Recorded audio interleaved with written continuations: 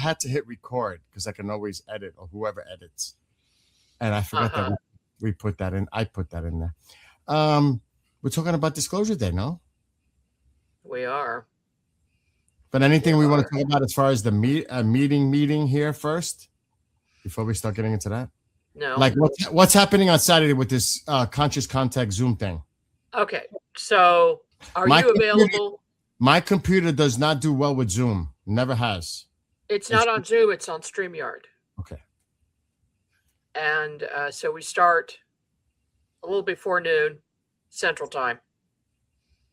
And the speakers finish at 6, but then we're doing a 30-minute speaker panel discussion. So after the presentation themselves. Right. So it'd be ending at about 6:30 p.m. Central. And you need me for? MC, just to introduce each of the speakers, a few minutes, and then you can pop out and do whatever, and then just once an hour come in and introduce. Is that what it is? Every hour, everybody's doing their thing for an hour? Yes, about 55 minutes. All right. I would need, so I have it up on the screen. It doesn't make it look like I'm reading it. Can you send me an outline of the introduction for each person? Yeah, I will. And I'm gonna shorten their bios, so it's a paragraph for each person. Is it already set up to all the destinations except for Rumble? I'm assuming. Yeah. Okay. No. We're just recording this. This is a paid event. Oh, we're just recording. We're recording it. It's going to be live, and so the link is going to be sent to the ticket holders only. All right, but wait. This is not a live broadcast. It's a recording that at a later date it will be published as a live event. No. It's a live broadcast. Okay. And then we're going to make it available. It's not public for any time. It's just not open to the public. It's going to be recorded live, but it's not going to be available to the public unless they pay. This one. So it's recorded live, so it can be sent to that with a link to be released at a later date for free. But I think, Margie, weren't you going to put it in the members area? It's the paid members have free access. The free subscribers and the general public do not. It's $15 a person. But again, it's not actually going to be going out live on Saturday. Yes, it is. It is. It's going to be live on Saturday only to the people who registered. Gotcha. Send me a little info on how you. One of them is a pre-recorded, so we're going to be showing that presentation pre-recorded. And how are we going to load that? Yeah, we can't load it. It's going to have to be from my screen, sharing my screen. Okay.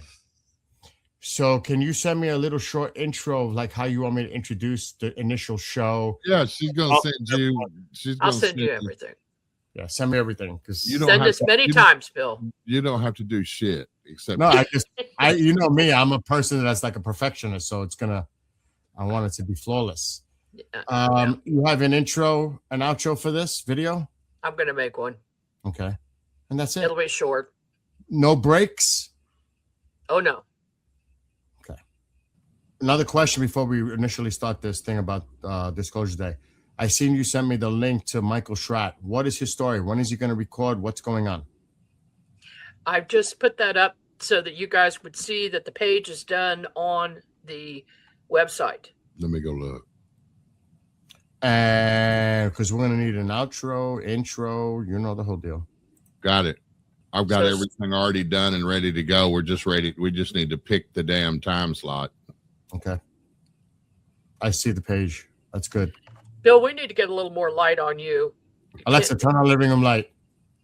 Okay. Alexa, dim living room light. Okay. How's that? That's better. All right. So you guys officially want to start like now? And yeah. Let's do it. All right, Marky, do it. You take the lead. Okay. Well, we're here today talking about the movie Disclosure Day by Steven Spielberg. And this is the hot topic right now. among everyone. Everybody is discussing this. If you have not seen the movie yet, go see it and then come back here and watch our review. Because spoiler alert, we're probably going to be spilling the beans on a few things. The three of us have seen it, and we're going to talk about our opinions. I am still in shock after seeing it. So I'm just going to go ahead and ask both of you to discuss your thoughts on it. Let's start with you, Bill. Wait, before we start that, I want to just do from a scale of 1 to 5. What do both of you give it? Starting with Margie, what would you rate it as from 1 to 5? A 6. Oh, wow. Absolutely. One of the best movies ever. But I'm coming at this as an experiencer. This movie is for experiencers. It is discussing the real events that happen to experiencers, and it is so darn accurate. So it left me kind of in shock. Race, what about you? I think I'm going to give it like an 8. And I'm going to say that based on the fact that there is something in this movie for everybody with an interest that started today or you've been in this for 50 years. There's something in there for all of us. And I've noticed that there's been a lot of negative reviews about it, you know, and my thoughts on that, I'm just going to keep them super simple, super brief. The lead up to the drop of this movie was almost better than the movie. More successful than the movie itself. You mean like the promotional aspect? The promotional aspect of this was a diamond level, and it fed everybody so much information that they needed to dream up how they wanted this movie to go. And for all of those people that it didn't go the way they wanted it to go, they're all ticked, pissed, tilted sideways. And they're all out there on social media doing what they've been taught to do for the last 15, 20 years. And that's go run off at the head and speak your piece. And that's good. But for those people who are disgruntled or ticked off about this movie have forgotten one thing, one very vital thing. It's a movie. It's not real. No matter how much real shit they put in it, it's not real. For example, Top Gun. There's real F-18s, F-14s. There's real Navy jets and real Navy pilots doing what they do. But the movie is not real. The story is not real. You can fill it with all the facts and details and ins and outs that you want that are super accurate and super true, but it's still a movie. It's still a movie. And I think that if everybody just fell back and just went back to neutral, went back to zero, and then went back and see it again, which is what I intend to do. And Bill, I think you are too, right? Mm-hmm. I think that they'll see it in a different light because, you know, for those of us that have been in this for a long time, for decades, you know, I know how to relate to people that think they've got it all figured out. You know, when you become an investigator, however that happens, you are going to come to meet people that seem to be the most sane and trustworthy and truthful people you could find, salt of the earth folks on the earth that you could find. And then they'll proceed to tell you they've figured out how to track aliens by their urine. Trying to wrap my head around that in the early days of investigation was truly difficult. I'm talking about a Navy pilot with a briefcase full of documents to prove who he was, what he was, where he was. He was a Top Gun pilot. He was a Top Gun instructor. And when this guy retired, he became an independent gold miner. He just like a prospector. And he claims he dug down 40 feet and hit gold slag 40 feet under the ground in this location. And there's no way in the world that slag could have gotten there in our third dimension. He just could not wrap his head around the fact that something had to have melted gold to such a temperature that all the impurities rose to the top and they spilled those out in the ground down there. And this was all untouched ground. None of it had been dug prior, according to him. But in this story, he's telling me and my co-investigator, he proceeds to tell us that it had to be aliens in the fourth dimension and that they were extracting gold and somehow they were slagging it off 40, 50, 60, 80 feet under the ground in some places that they discovered. But he says that alien ships could be sitting on the ground in the park right there beside you and you wouldn't even know it was there. And he had developed this device that could detect their urine when they urinated. And that's how he claimed he could track aliens in his environment. And so that, for an example of people sort of like Daniel and Margaret, you know, these people, they run in every direction looking for help. They don't know who to trust. This is all real. So much of this movie has reality laced all throughout it. It's almost impossible. It's almost impossible to not find yourself. You know, you guys think, and I'm going to wrap this part of my talk up. You guys think about this. For people that are just coming new to the subject, and then they watch this movie, and then they go look up Rendlesham, they go look up Roswell, they go look up these cases they find in this movie, and they're there, and they're real. What's that going to do to the impression on the movie? It's not a documentary. It's not a expose or anything real. It's a movie. But for these people to be able to go do research on real subject matter, I think is another win-win for this movie. I agree. And that's just, you know, because you got two people that are all of a sudden thrust onto each other, and then they're trying to hell, they're trying to survive. I mean, man, they turn up the action in this movie. I've never heard of anything like that happening where people were, you know, driving through the garage and running from the authorities. You know, I've never come across that story yet. But, you know, for Hollywood, I thought that was pretty good. Steven Spielberg, brilliant as always, connecting the dots, the subtle dots. When I said that, I think a lot of people went and think that there's going to be another alien movie with lots of aliens running around. I think people were overhyped on that part because I heard a lot of comments saying it was boring, it was disappointing. Well, then you missed out on all the nuances, everything that's going on in this movie. You need to watch it again. That's why, and you guys know, I made an announcement at the end of the movie saying a lot of the things you see here is referring to actual cases, and it is alluding to disclosure.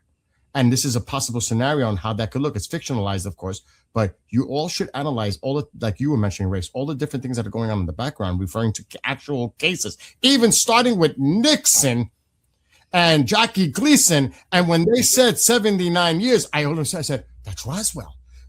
All the little subtle hints and how he brought everything, all the characteristics, everything that we know about this topic. Margie nailed it. It's really, experiences are going to connect to this film. There's just no doubt about it. People that have witnessed stuff.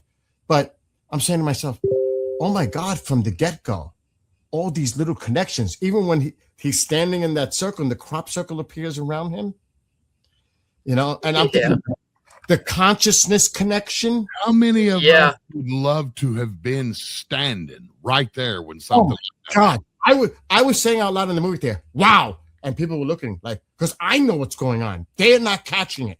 They're not picking up on the things because we are very familiar with the topic, the subject matter. Right. But, and then, and like you said, this is a spoiler alert thing, folks. So I would suggest you, it's not just about the government, but they alluded to why they don't provide the information to presidents, so to speak, because they're just civilians for 8 years at the max.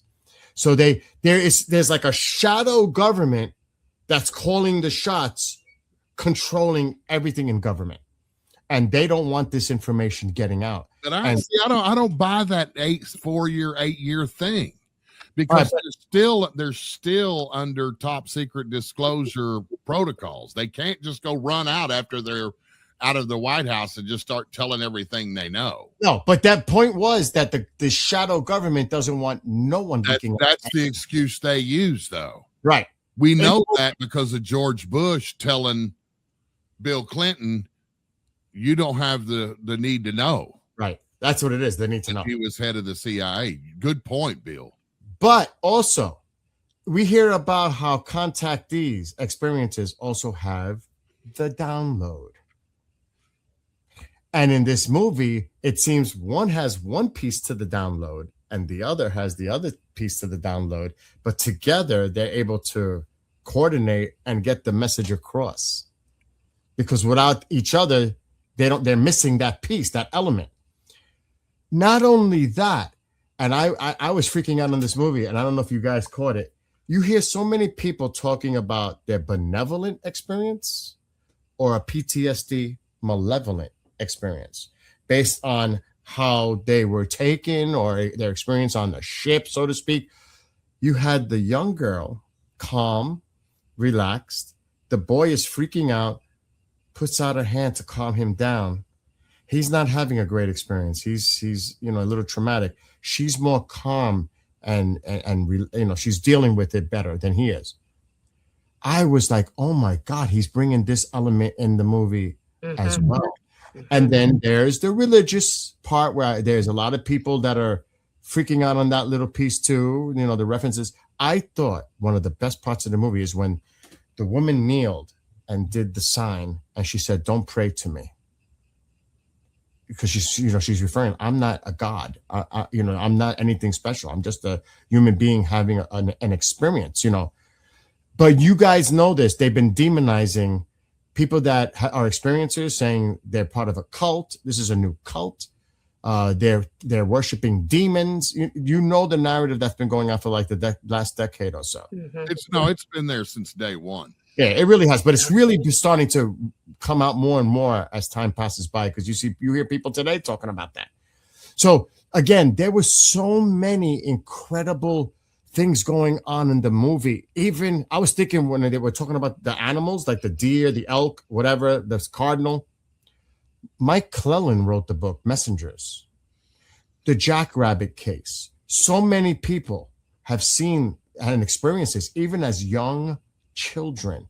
They appear as something that would make them feel comfortable in the setting.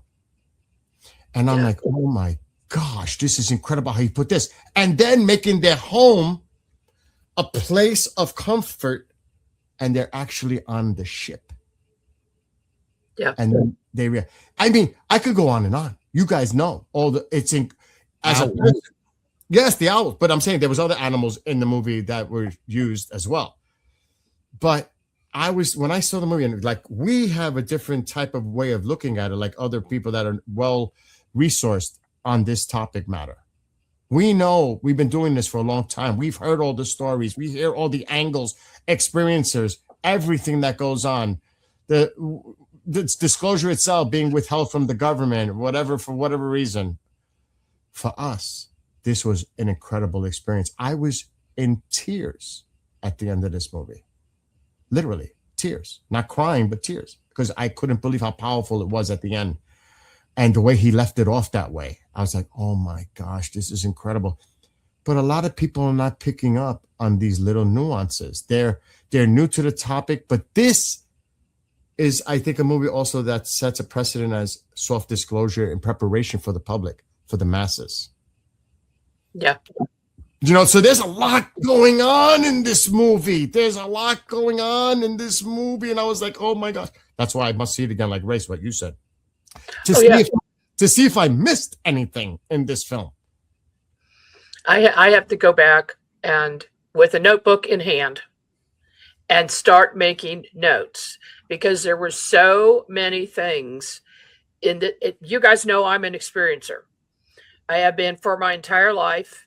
But it really came to light, 1985 when an extraterrestrial appeared to me and started speaking. And the thing is that my experiences have been 99% positive.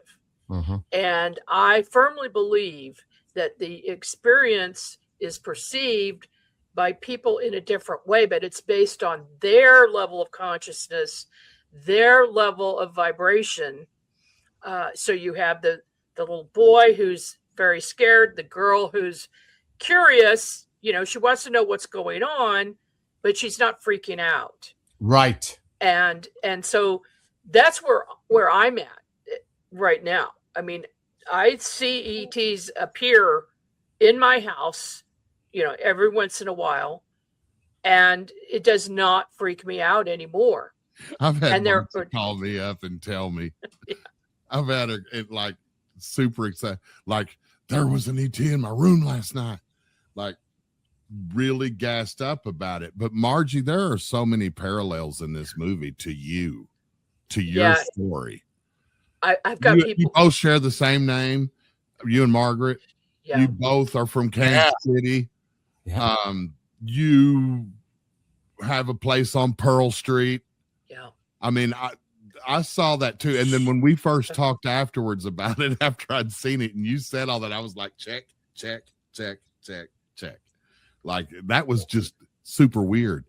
But and things have coming up recently. My friend Daniel in Kansas, who is a UFO researcher and conspiracy researcher, called me and he says, Margie, this movie's about you.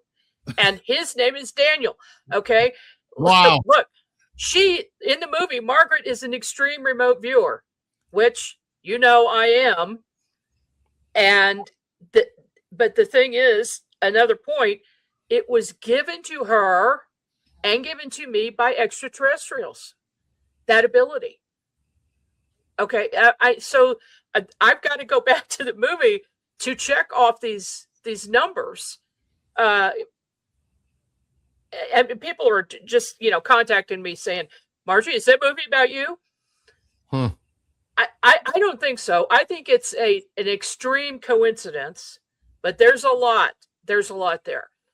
The thing is that there are experiencers like me out there who have a strong connection with interdimensionals and extraterrestrials. And I'm really glad that this was brought forward in this movie so that maybe people who are spouses or, their family and their friends can understand that this person is for real, that these experiences are happening to them. I got to say, when you said the remote viewing, and it is alluded to, but when that gentleman is using the device and to go into other people in their environment, and he's actually like there physically, they could see him and hear them. Yeah. I was like, an OMG. I was OMGing. And then they're alluding to the telepathic connection. They're vast distances away and they can communicate. They can sense each other. I was like, this is unreal. Because another thing too, mathematics is probably the way to go as far as communication. I would think if we're going to try to communicate, I think mathematics is probably the best way to go about it. There's so many things thrown into this movie. I was like, oh my gosh, it makes you think. It definitely makes you think. And I can't say enough about this movie. And I was thinking about what you just said when I'm sitting in the movie theater. I'm like, oh my God. Now there's some certain details. Race obviously knows you longer about certain things that were going on with the Pearl Street and stuff. But when I saw Kansas City, and I called you right after the movie, and I said, you got to see this movie. It's even in Kansas City, that I was freaking out after I left that movie theater. Did you notice the name of the TV station?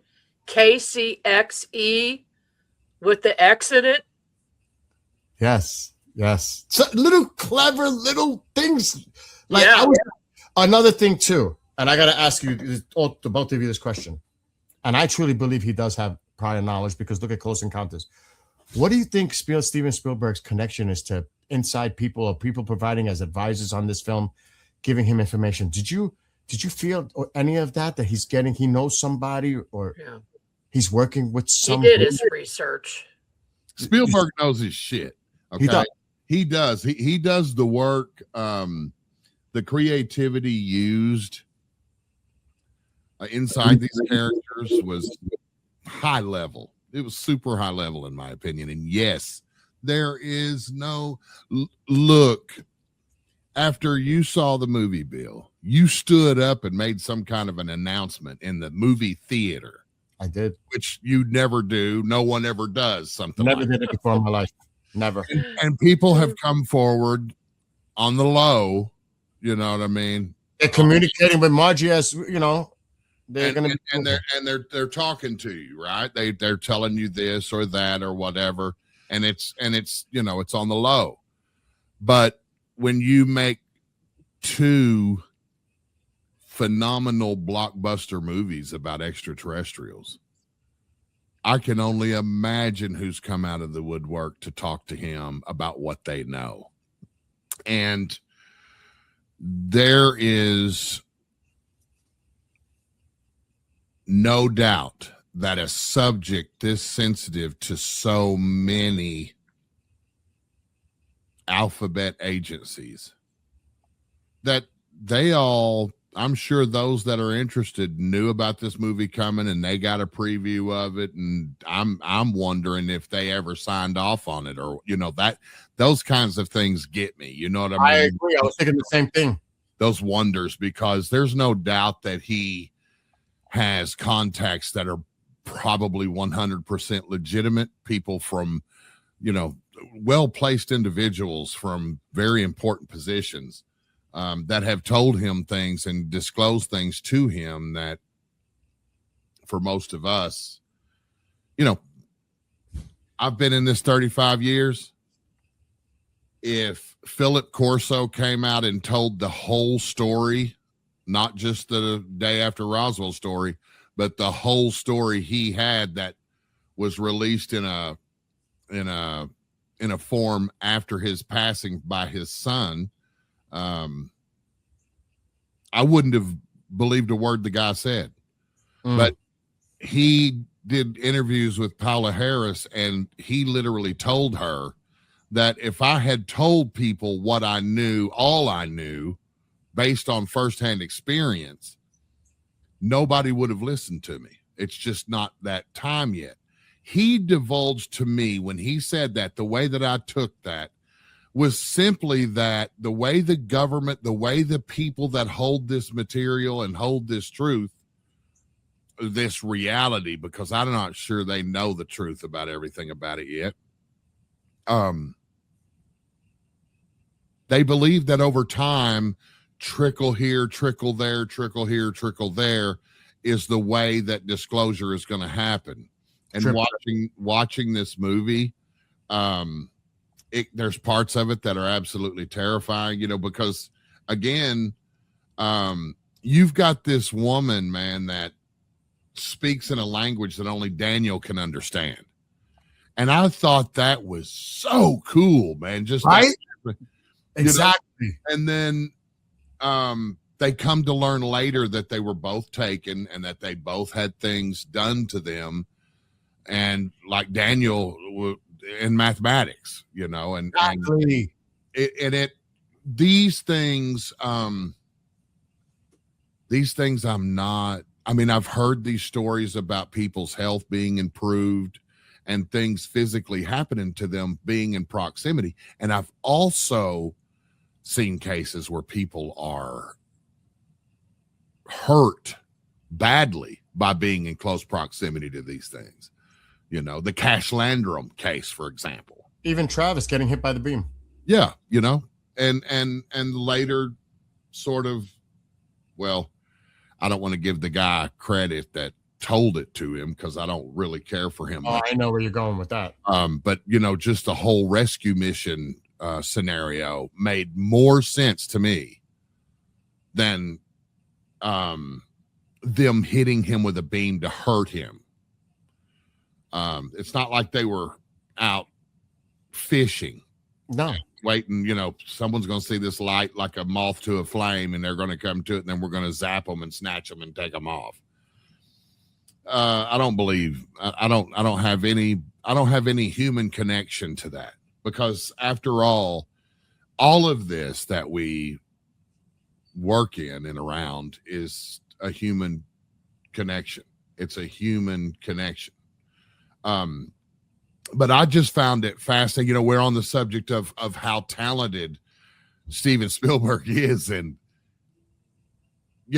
if we just try to wrap our heads around the idea that we know enough content based on this movie alone, about an entire screenplay, just like that, all three of us hold everything you saw in that movie right here.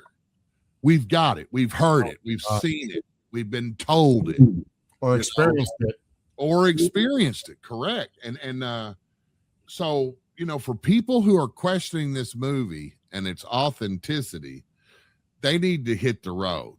Go back to the 80s and just enjoy King Kong or Godzilla or something like that. Because you're just never going to get it. You're never going to get it. You touched on a couple of things, but I got to ask Margie a question afterward. I just want to make a quick comment. You mentioned Taken, people Taken. Spielberg's Taken series was excellent too. I don't know if people are aware of that. You might want to see Taken. That was well done, and that was Spielberg. But also, it also had a moment of, the movie when the world stood still. What was the name? Remember that movie? When the world from the 50s. Yeah, or the Keanu remake. The Day the Earth Stood Still. That's it.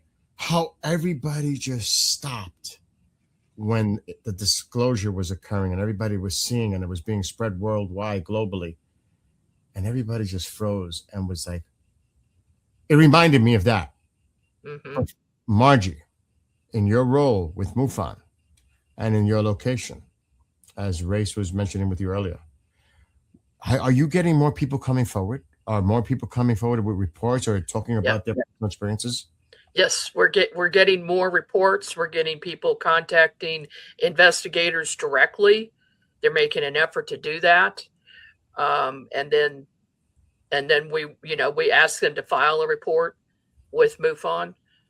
We're getting approached out in public at meetings. And new people are coming to our meetings that we've never seen before. And this is happening across the board. So, this is a big awakening. And also, it kind of gives people permission to file a report. They feel like they've been holding something for years, maybe.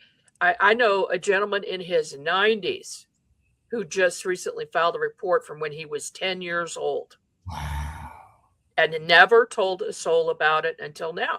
And that movie, along with some other things that have been happening with Pentagon disclosing things, the people are actually saying, I feel like now's the time. I feel like I can talk about this now. And somebody needs to know. So do that. Report cases to MUFON, MUFON.com. Because it will be investigated by an investigator. There are a lot of places you can report something, but nothing is ever going to happen. There's not going to be an investigation. But with MUFON, there is.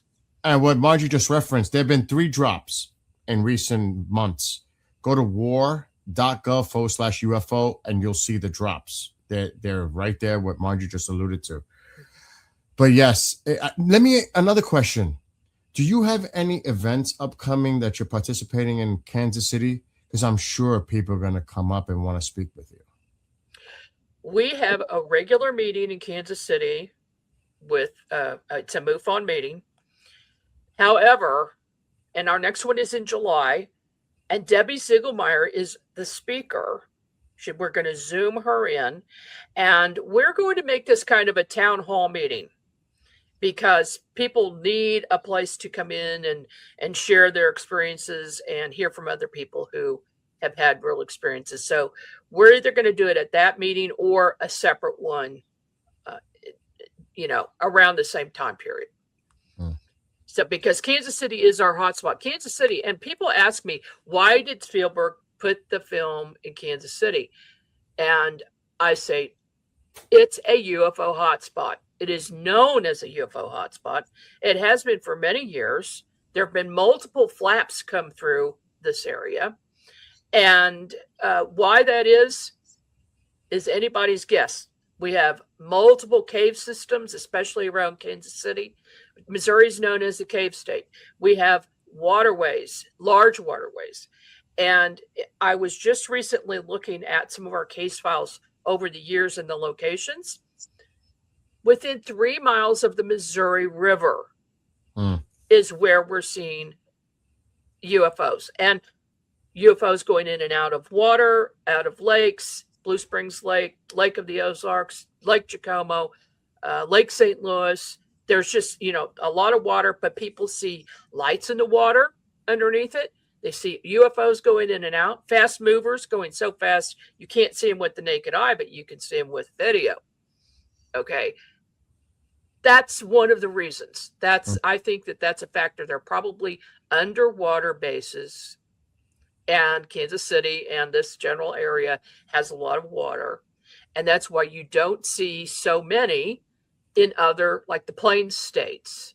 You don't see so many UFOs. There's very few in, say, South Dakota, North Dakota, Montana, those areas, very few. Kansas, very few. Nebraska, very few. Iowa, we get a little more. Missouri is, always in the top 10 for states in MUFON, even though our population is less than some of the bigger states. Arkansas is right underneath you, and we don't get the sightings like that. But it begs the question, right, on the level of the chicken or the egg. Maybe it was the aliens that said all roads lead to Kansas City first. Oh my gosh! But, throughout the movie, there's this doomsday element, like yes, something bad is coming. You know what I mean? And like a war. Something seems off on the horizon.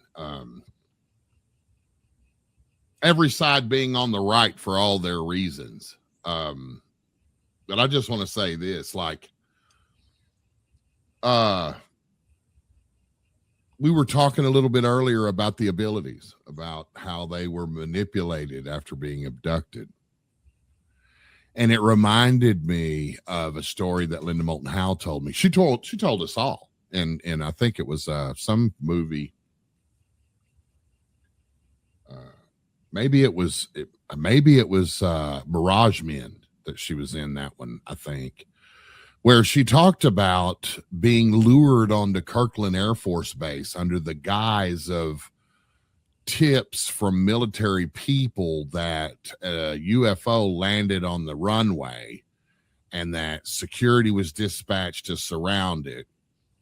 Aliens, off-world beings come out of the craft and waved this energy around that just vaporized these weapons in their hands, in the airmen's hands.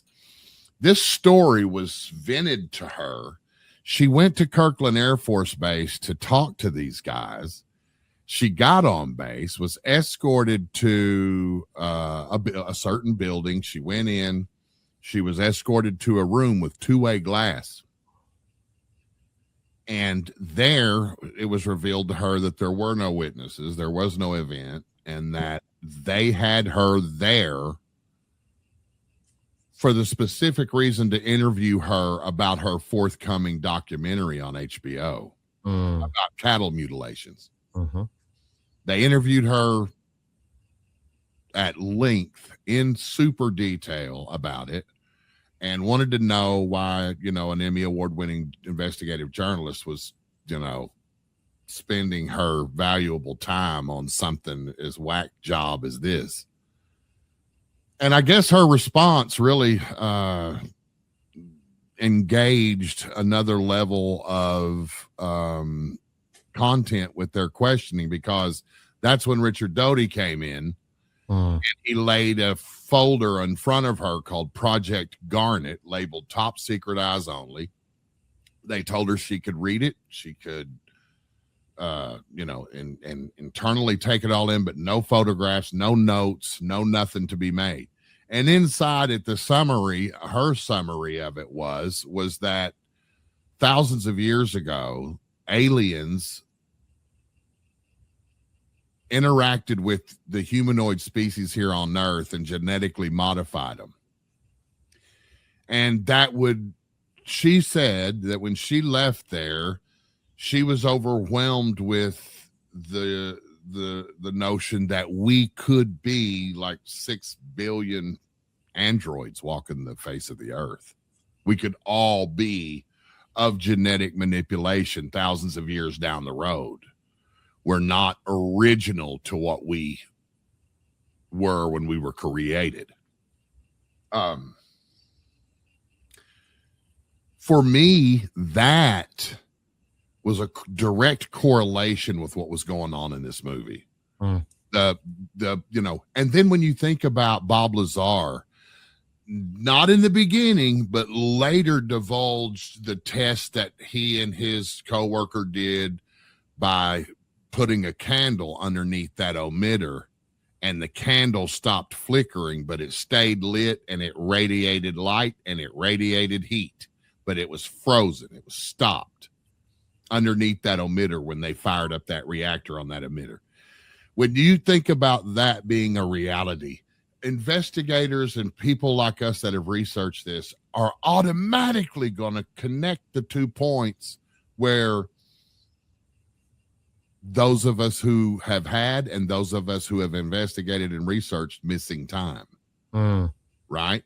Because if you have a machine that can focus energy down on an entire house and freeze everybody in the moment, and they can come in and walk around and make iced tea or, take a dump, whatever they want to do, and you're just froze. How many people have woke up and their spouse or whatever is right next to them and they can't get them awake? They just yell, they can shake them, but they're not coming awake because they're frozen. Somehow they have the ability to manipulate, neutralize you from the effect of it. The same thing happened in the Betty and Barney Hill case and so many others. Margie remote viewed an incident that happened with me and Robin one night. Well, not with me. The only part that I played was I woke up with Robin shaking my shoulder, and I turned over and it was dark, and she asked me, "Is my face okay?" And I was like, "What?" And she goes, and she was kind of whimpering, not bawling, crying, but just kind of whimpering, and her eyes were wet. I'm assuming, I couldn't see, but the way she was talking and the way she was physically postured, she said, "Is my face okay, baby?" And so I turned up, sat up, put my feet on the floor, and I looked at her and I said, "Honey, are you all right?" And she goes, "I don't know." And I turned on the light, and Margie will probably remember those pictures we sent her. She had a scab, Bill. It was a scab from here all the way around to here, and it was about that wide. It was a scab, and her eyes were blacked on both sides. Now, we went to bed and she was fine. There's no way in hell she could have gotten a carpet burn, fallen out of the bed, or anything, and it scab over that fast. Yep. It can't happen. Not even in a couple of hours. It's going to be raw. Because this was a thick, you could feel it. If you ran your thumb over it, you're going to feel a dry scab. And I took her in there and sat her down. She had a perfect heel print on her right boob. You know the back of a shoe, the heel flat right here and round. It was perfect. Perfect heel print on one boob. Oh my gosh. She and I went to bed that night, and when we woke up, she had and it was a black and purple bruise. Terrible bruises. I mean, clear black, straight outline, very defined. I'll show you the pictures. I'll go dig them out. But her face, that scab, she has no memory. And now listen, on her side of the bed, there's no nightstand. There's about 18 inches, and then there's the wall. Wow. So if she rolled over and fell out of the bed, she's going to hit the wall and the bed, you know what I mean? And it's not going to be a violent fall. It's not super high. But still, to do that. It literally looked like carpet burn. Like carpet burn. Like when you rake your elbow across the carpet and it just takes the skin off and then it heals. That's what it was like. But it was perfect around. I just don't get. We have no idea how this happened. And Margie remote viewed it, and she said that Robin was taken. There was a UFO over the top of our house. She was taken.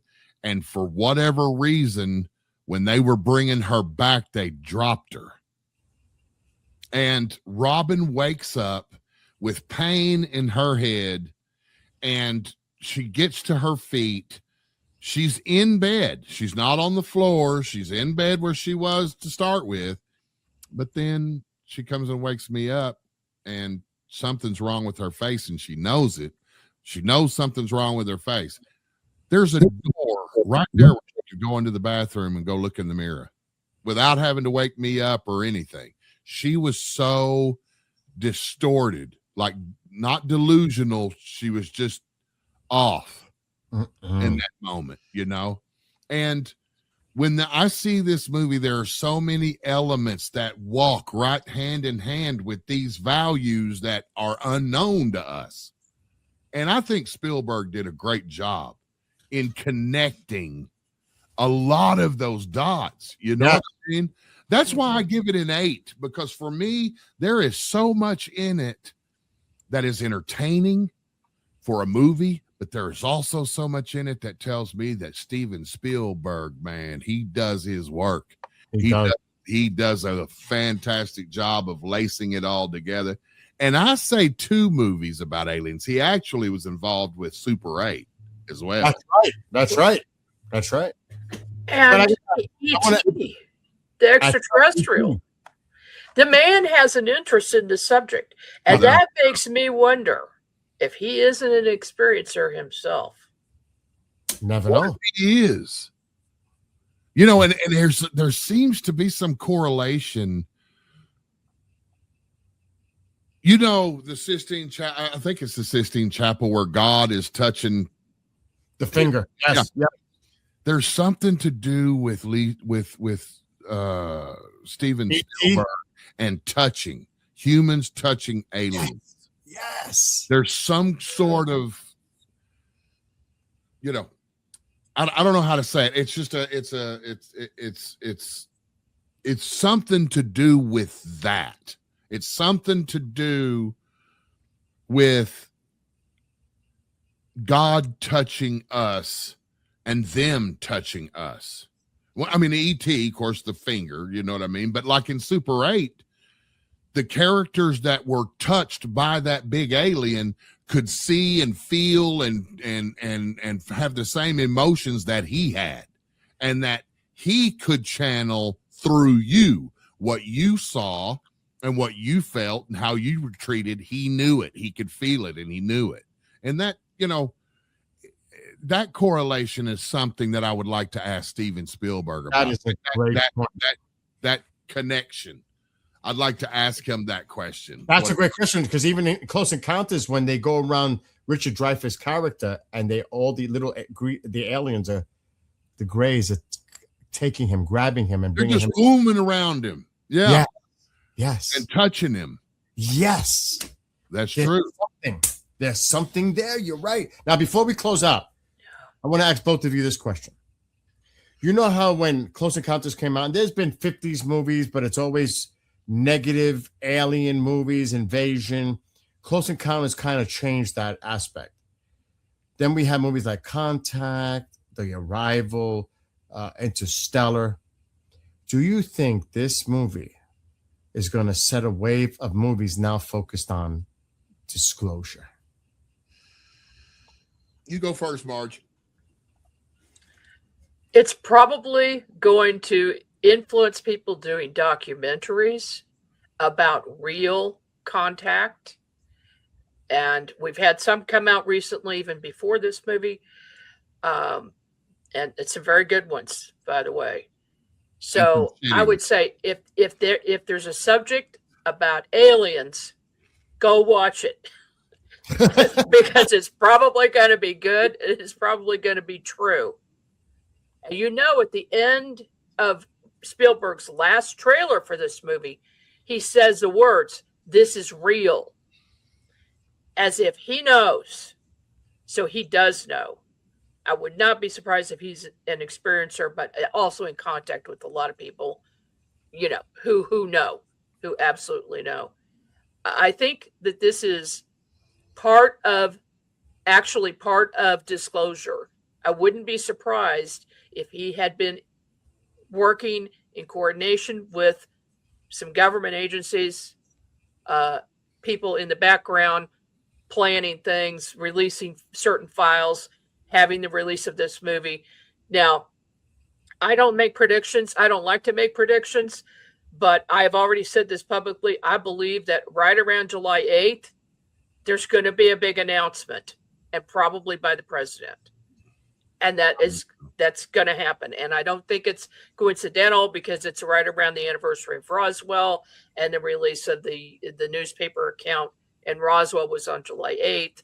So, you know, I really feel like it's building up to that, to real disclosure, not just more movies coming out, but real disclosure. Race? I agree with Margie. I think it would. There's a couple of things I want to touch on before we go, though. Okay. Number one, I'm Catholic, a cradle Catholic. And through all of my Catholic channels that, I follow and that I'm a part of online, there's been a lot of talk about this. There was a sort of anti-Christian sort of connotations in this movie. And it was sacrilegious and this and that. And I mean, I could go on and on, but I'm just here to tell you, I've been a Catholic for 57 years. And I didn't see it. It's not in there. I didn't see it either. It's not. What I think, we all have to remember that there are trolls that plant ideas, negative ideas and bad ideas. And they just rear their ugly head every time you see a live video about politics or aliens or UFOs or UAPs or any of this kind of thing, where everyone has an opinion. I'm here to tell you that there's no anti-religious intentions there, because we always hear that we can't disclose UFOs because society would collapse. And that is what's in this movie. That's right. These guys in this agency truly believe 100,000% that what they're doing is the way it has to be done. They believe that they're right in what they're doing. But see, in religion, you can't forget one thing. To put limits on God's creative ability is a no-no. Exactly. Like it's only here on Earth. We've been on this rock for thousands and thousands of years, and there's thousands and thousands of life forms we have yet to find. Thousands of them that we've never seen before. Thousands. especially in Like, you cannot put that kind of a value on a grand creator's ability. So suffice it to say, and it has already been said by the chief astronomer of the Vatican, that if aliens are discovered and found to be real, whether they're from Earth and they live here with us or they're from somewhere else, we have to count them as our brothers and sisters in the creation of God himself, of the grand creator. We can't look at it like it's an abomination, because this isn't the Spanish Inquisition. right. People have to get over it. One of my greatest interviews that I ever did was with astronaut Story Musgrave. And he told me he literally prayed, because he flew more shuttle missions to the Hubble. I mean, he put the Hubble up there. He maintained it. He took care of it. He flew he piloted more shuttles than any other pilot. He told me when he was up there, he actually prayed for them to come to him. He wanted to see them. And the only thing that he saw was this worm-like object that followed along with him for a while, and then it just went off and went away. He doesn't know if it was a life form or if there was life in it or what it was, or they didn't match any descriptions of any of the parts or scraps or anything that they've seen out there. They had no idea what it was, but he said he had never seen one, had never made contact, but it's a mathematical certainty without any doubt. It's a mathematical certainty that intelligent life exists all throughout the universe. The vastness of the universe, it's impossible for that to not be true. But here's the thing. I don't mean to interrupt you, but here's the thing, Race. In the movie, and we know about this is also another piece of what goes on in this field. This has been a controversial issue. It's not like it's something new when it comes to religion. And the character at the beginning is challenging her own faith. You can't release this information. You can't do it. It's going to change everything about people's faith. Remember that in the movie? That is actually directly challenged people to see that within themselves when it comes to the religious part. Mm-hmm. So that was, to me, brilliant. Yes. Brilliant. It's another point addressed by Spielberg in this movie that was brilliantly done. Yes. And then the last thing, and I'm glad you brought that up, Bill, but the last thing I wanted to bring up before we left was, well,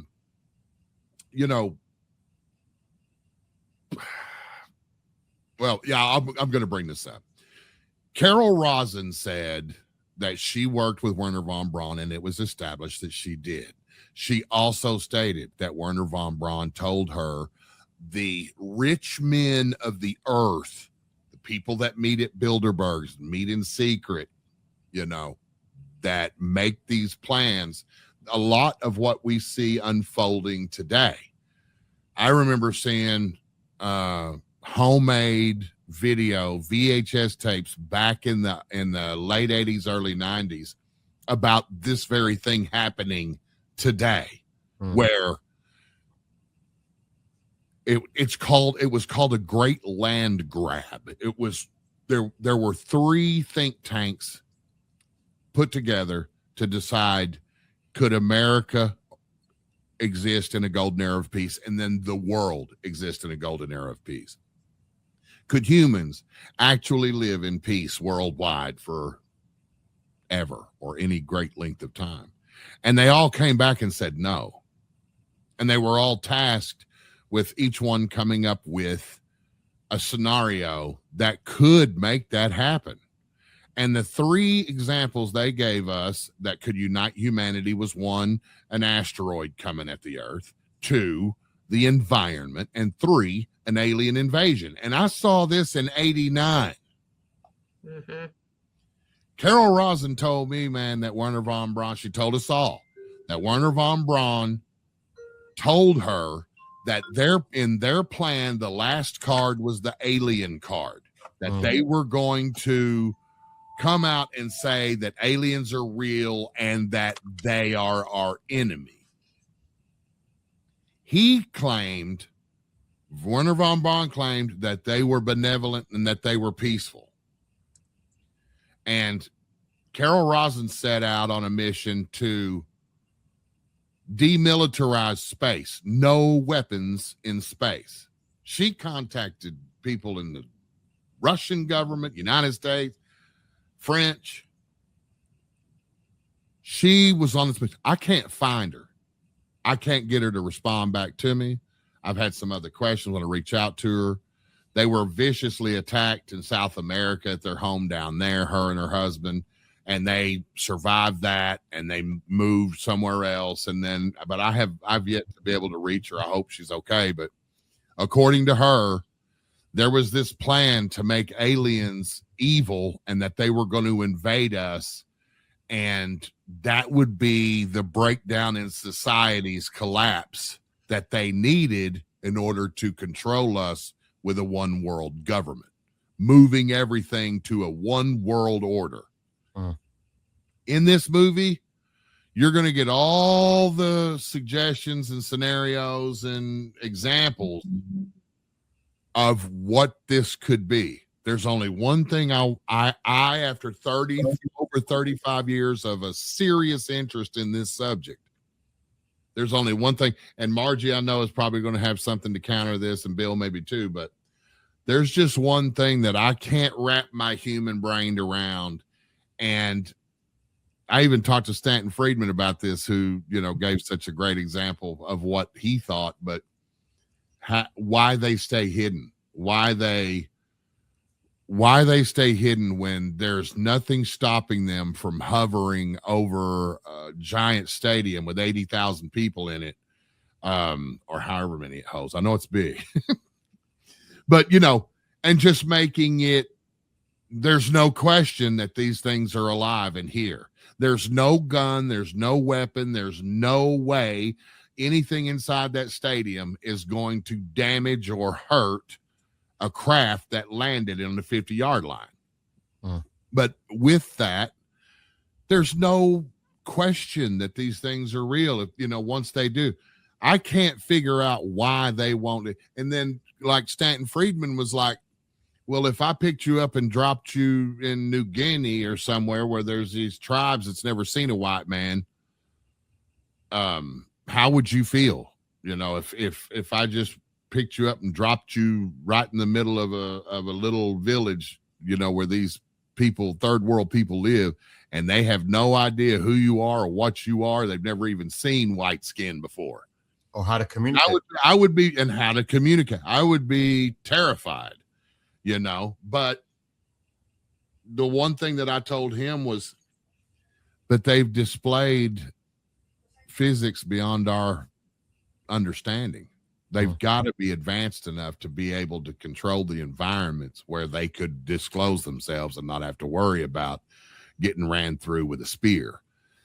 And, he said, you make a good point. He said, but when you think of the galactic environment, these people in this neighborhood are still at each other's throats. We need to let them, kind of that, continue on. It could be like the Prime Directive. All they're going to do is try to exploit us and our technology and what we know. It could be as simple as that. That you bring up a great point on that. And then on another level with that, the soul, the spirit, the Holy Trinity, you know what I mean? Like how we have, because like with Margie and remote viewing, the way I look at that is she sends her spirit to places and watches and listens and learns, because the vacuum around us doesn't work the way we think. When we see ghosts, there are investigators who say that is like a repetitive, it's a recording, it's the same thing over and over and over again. And then there are these seemingly spirits or specters that directly communicate with you and that respond back with you.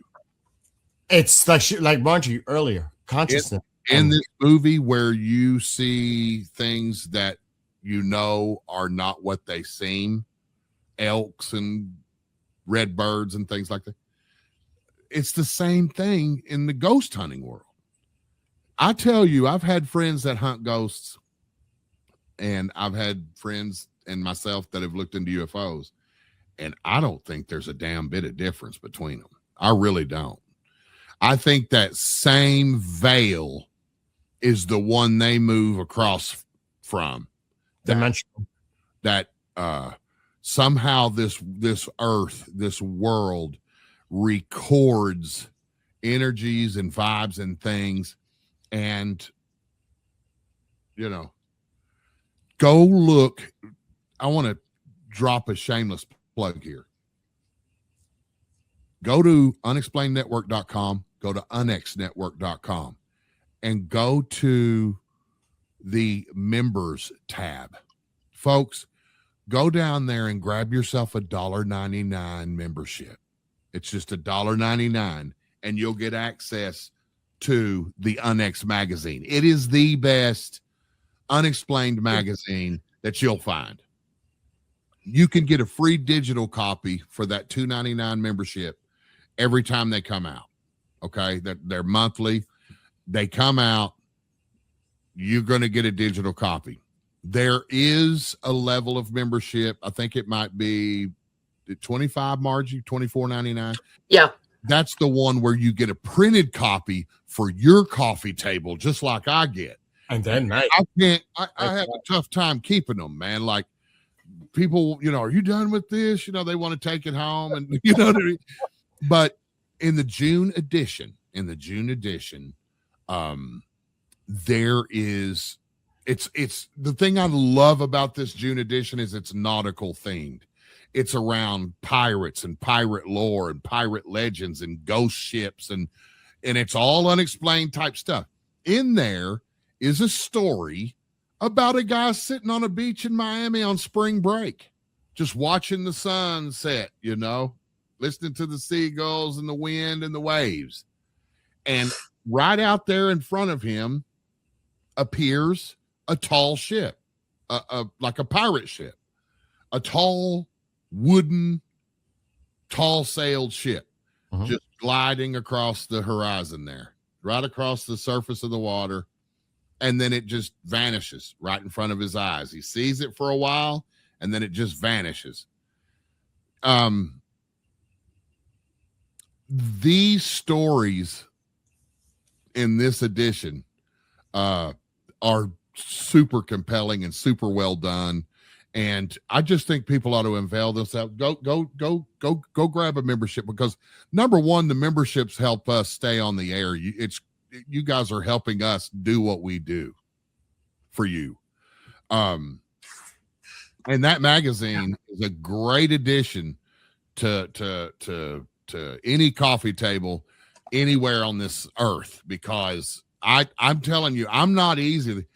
Open Minds, they came out with a super badass magazine years and years ago. Well done, super well done.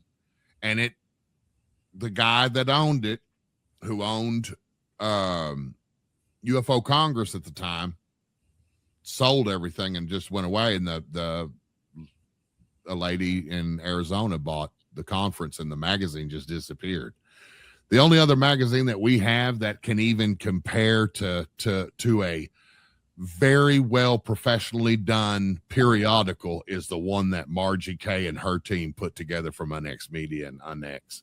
And I can't go on and on enough about it. It is super awesome edition every month.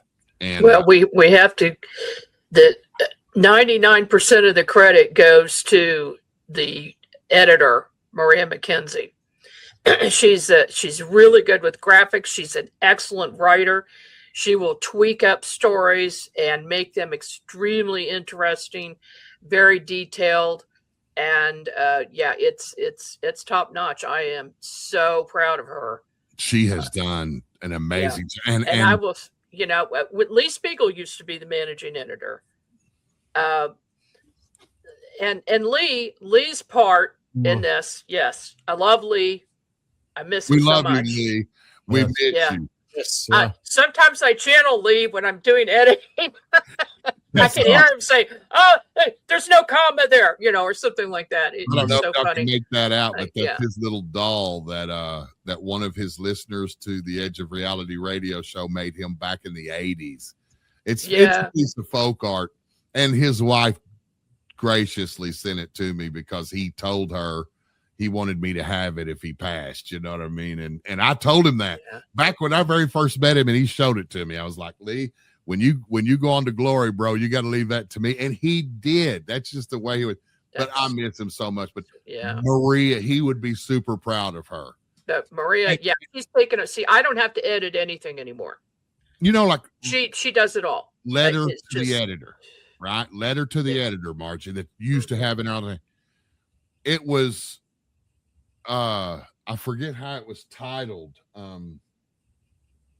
At Anchor with the editor. And I just thought that was brilliant. I was like, golly, she themed it. You know, in the pirate theme, in a nautical theme. But she, you know, she did a really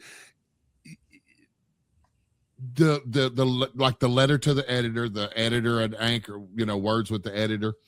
Read that part, man, because I was expecting something kind of paranormal or something, and it's something totally different, but something we all could use, something we all could benefit from. And man, I'm just so proud of this periodical, folks. The Unex magazine from Unex Media Publishing, from the Unexplained Network. Do yourself a favor and go get you a membership, and do us a favor. Go get a membership, but you're going to get a copy of that magazine every time it comes out, and you'll be super impressed with it. So I also want to add this for those that watch this, give us your opinions, send us your comments. We'd like to hear what you thought about the movie. What did you think? You know, give the best way to message us would be unxradio@gmail.com. Margie, what's the best way people can reach out to the three of us? KUNXradio@gmail.com. KUNX, which I'm going to change to KCXE. That's funny. You know, real quickly, I would say this could, you know, we could call this a guide for new people to the topic, this movie. All of the cases that I saw were real. All of the suggestions about tomorrow in this movie, I think, are legit. Could this be a movie that could perhaps be a bridge between the civilians and the three-letter agencies? You know what I mean? Because working together would advance us far better, would it not? Yes. So absolutely. There's also those elements in it. There's just so much in this movie that make it worth $9 or $6.50 or whatever it costs wherever you are. I'm going 13. I'm going again. I'm going back. I am going again. Yeah. As a group of 8 of us went, and we're probably all going to go together again. It's awesome. Spielberg, if you just so happen to fall upon this little podcast we did, thank you. Thank you for everything you've done, for all you've done, for your creativity, your honesty, your talents. I appreciate everything you've done in every project you've done. I've really been impressed by just about every one of them all along the way. And, you know, you are among the greatest of our generation. So, you know, on behalf of myself and this network, I appreciate everything you've done, and you did a fantastic job on Disclosure Day. I really enjoyed it. Agreed. Indeed. I guess we better wrap this one up because we're over time anyway. So I'll see you again next week. Take care, everybody. Bye, everybody. What a great staff meeting. Ha ha ha.